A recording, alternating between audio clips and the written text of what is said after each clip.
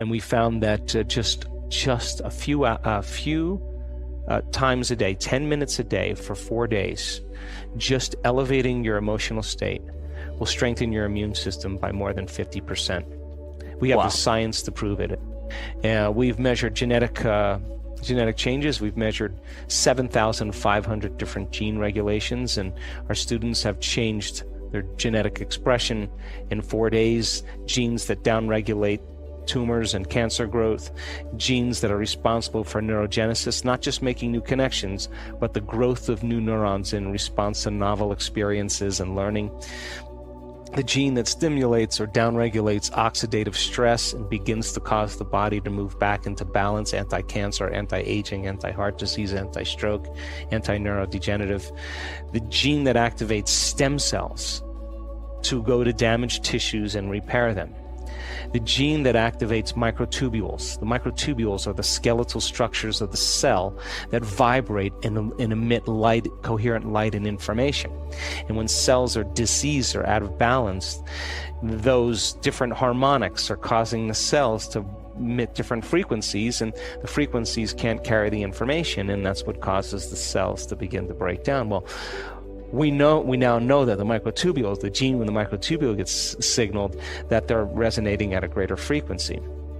And so our most recent research was measuring telomere lengths, and telomeres are the little DNA shoestrings that every time a cell divides, it gives up a little of that shoestring, and so the body begins to biologically age. So my question was, could we reverse that? And so we randomly selected 32 people. We asked them to do meditations for 5 to 7 days for 60 days. And 74% of those people had a change for the better in their telomere length. We had 40% have a significant change. And we had 23% have a dramatic change. In other words, they got a certain percentage of their life back. The telomeres were actually lengthening. And one lady, we measured the telomeres at the beginning of the event. 4 days later, we measured the telomeres, and we measured the telomeres 60 days later. And the scientist said to me, you're not going to see any changes in telomeres 4 days later, because telomeres, as I understand, it's like hair or fingernails. They take time to grow.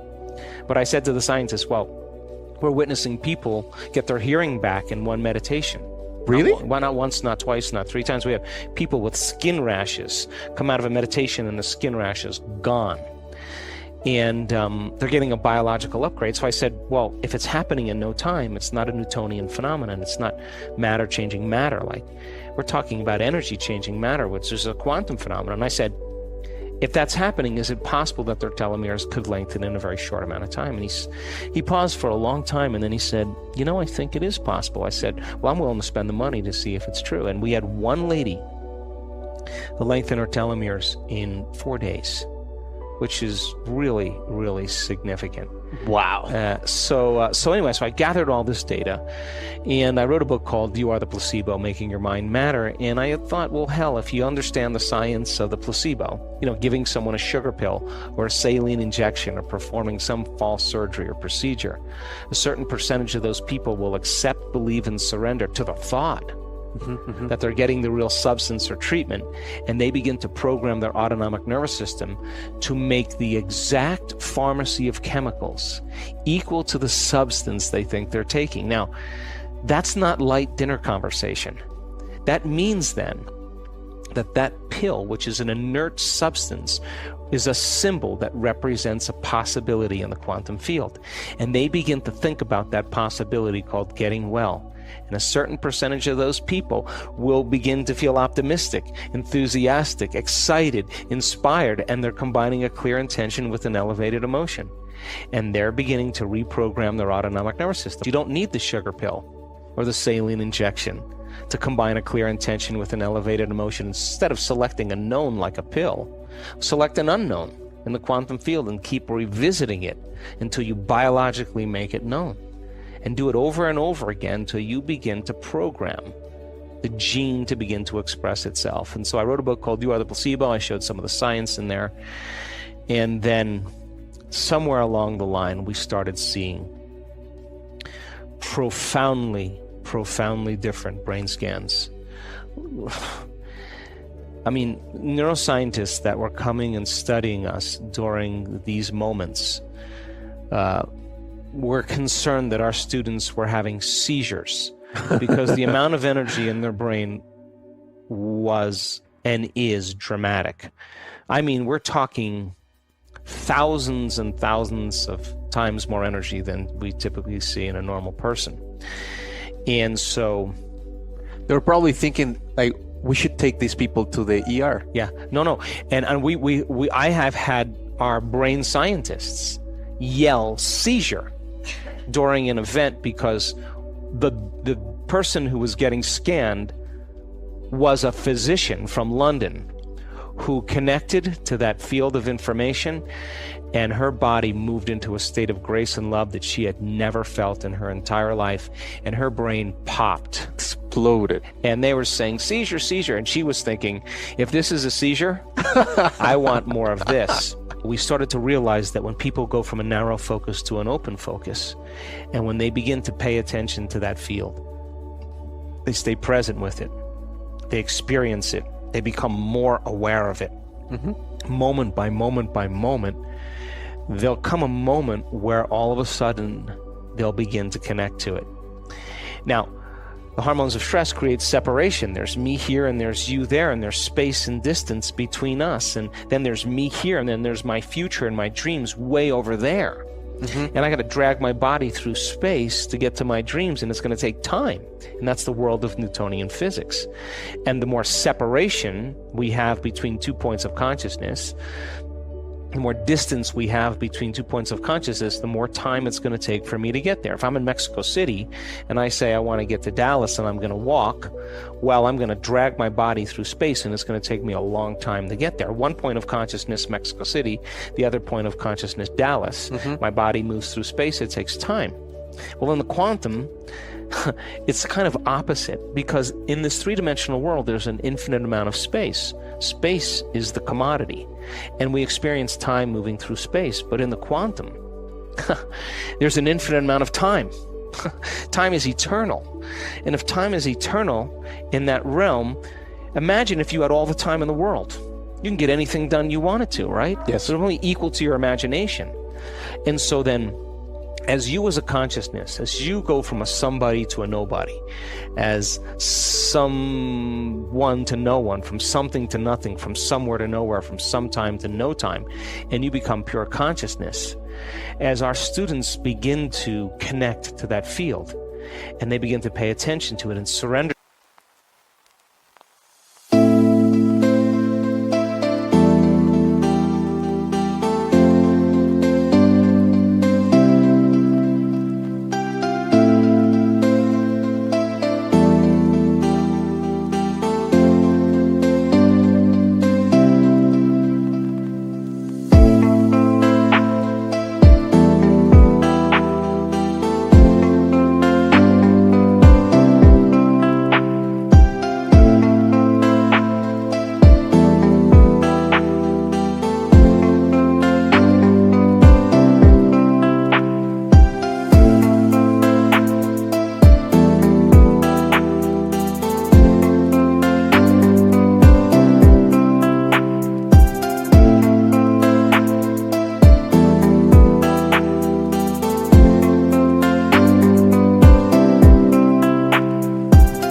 to it and stay present with it and go deeper into it.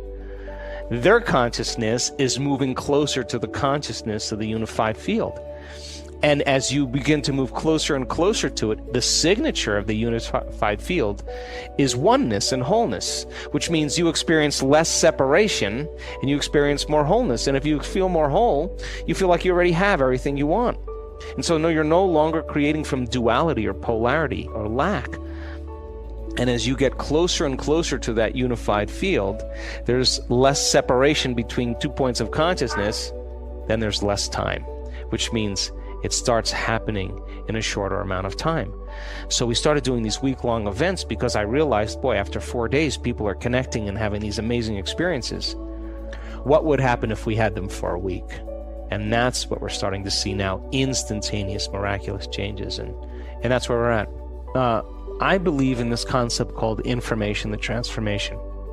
I now know, without a doubt, Humberto, Yes. if you give people sound scientific information, and science is the contemporary language of mysticism. It is. Correct. Science demystifies the mystical. And you combine a little quantum physics with a little neuroscience, a little neuroendocrinology, a little psychoneuroimmunology, a little epigenetics, a little brainwave technology. And people, as they're embracing that information, and it's current. Now, it's not enough to just listen to it, because you learn it, you make new connections in your brain. But then we ask our students to turn to the person next to them and explain it. If you can't explain it, it's not wired in your brain. So then they begin to build a model of understanding, firing and wiring, firing and wiring. And as they begin to make their brain fire in new sequences and new patterns and new combinations, they're changing their mind. Mind is the brain in action. So if we keep reminding them of these models and they can explain it, they're installing the neurological hardware in their brain in preparation for the experience. And the more they understand what they're doing and why, the how gets easier. So then, if I can set up the conditions in the environment immediately right afterwards, and nothing's left to conjecture.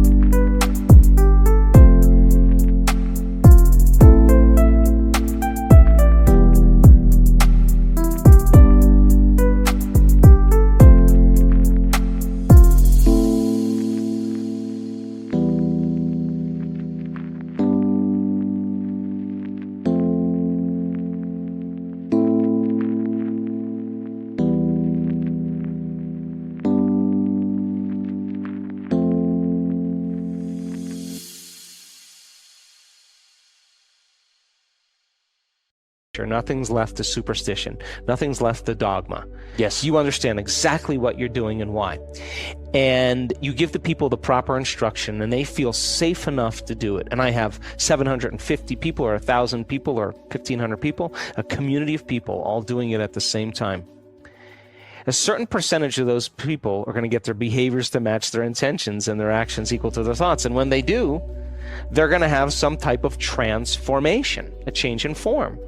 Well, if I could measure their transformation like we did, then I have more information, to teach transformation the next time. And if I can measure that transformation, I have more information to teach transformation the next time. So all of a sudden you start closing the gap between knowledge and experience. So there's a momentum when you get a community of people together and they're not busy on their cell phones or their computers or taking care of their kids. They are focused, and they're focused on creating a new future. And after looking at 8,000 some odd brain scans, I can tell you that you are at your absolute best when you get beyond yourself, period.